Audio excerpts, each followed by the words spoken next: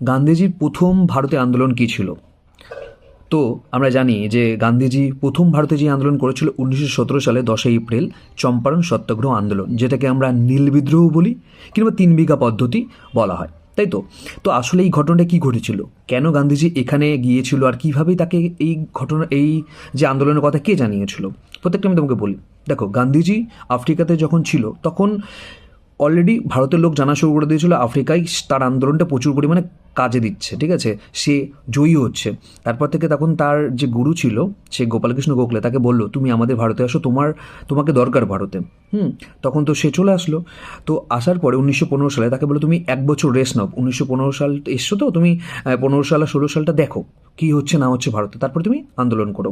তো এই মুহূর্তে 1916 সালে তিনি আমাদের যে লখনৌ অধিবেশন হয়েছিল সেই লখনৌ অধিবেশনে যায়, যেখানে অম্বিকাচন্দ্র মজুমদার, ঠিক আছে, যেখানে অধ্যক্ষ ছিল।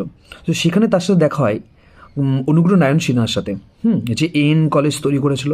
সে তাকে বলে দেখো আমাদের বিহারে এক জায়গায় আছে, সেইখানে আমাদের নীল বিদ্রোহ হচ্ছে। মানে নীল বিদ্রোহটা কি বা 3 বিঘা পদ্ধতিটা কি যেটা করেছিল, তো তখন বলে যে তুমি ওখানে হচ্ছে, তোমাকে ওখানে যাওয়া উচিত, তুমি এখানে আন্দোলন করা উচিত। তো তখন ভাবলো ঠিক আছে চলো যাওয়া যাক। তো আমাদের যেটা বিহারের রাজেন্দ্র প্রসাদ আছে তাকে নিয়ে এবং অনুগ্রহ নারায়ণ সিনহাকে নিয়ে তারা 3জন মিলে চলে যায়।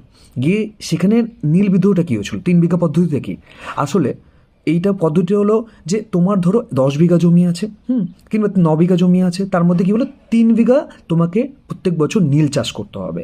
হ্যাঁ, আর নীল চাষ করার পরে কী হচ্ছিল, জমির যে উর্বরতা সেই উর্বরতা কমে যায়। যে জমিতে একবার চাষ করবে সেই জমিতে উর্বরতা কমে যায়, তো সেই জমিতে আর কোনো চাষ করতে পারবে না।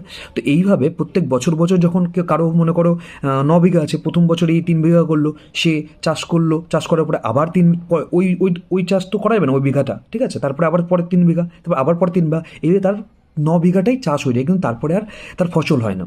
আর যেই নীল চাষটা হতো, নীল চাষের যে উৎপাদনটা হতো, সেটা কিন্তু তারা খুব দামে বেচতে পারতো না আমাদের ইংরেজদের কাছে, সেটা কম দামে একটা ছোট্ট মার্জিনে দিয়ে দিত, এতে তাদের কিন্তু জমিও নষ্ট হচ্ছিল।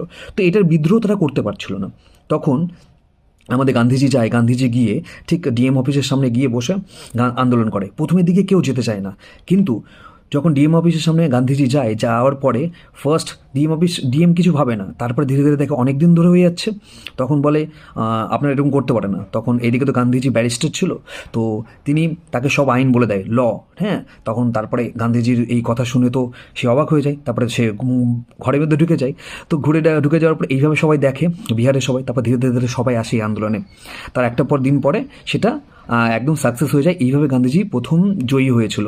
আর আরও ভালো মতন তোমাদেরকে বিস্তারিতভাবে তোমাদের বোঝাবো।